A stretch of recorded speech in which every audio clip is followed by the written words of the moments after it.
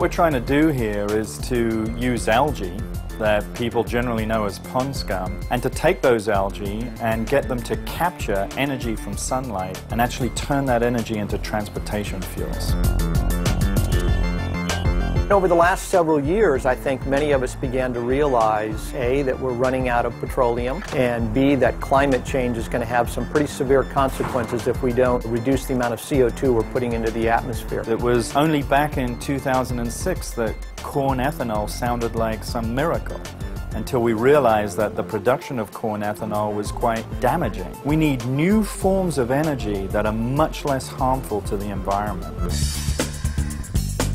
Existing petroleum comes from ancient algae supplies, so we already knew that we could make something that looked like petroleum. Algae are incredibly diverse. There are hundreds of thousands of species of algae.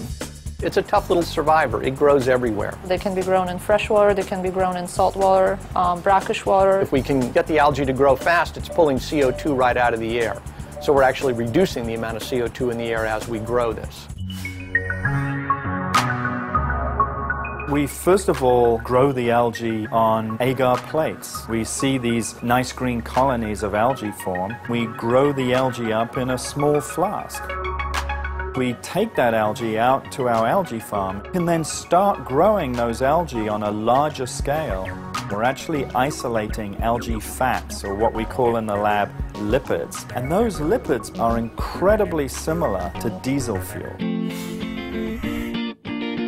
To really drive innovation, what you'd really like is a lot of American farmers, the same guys who made agriculture in this country so efficient. You want to get algae into their hands. I think in 20 to 25 years we can look at making a significant dent in replacing petroleum.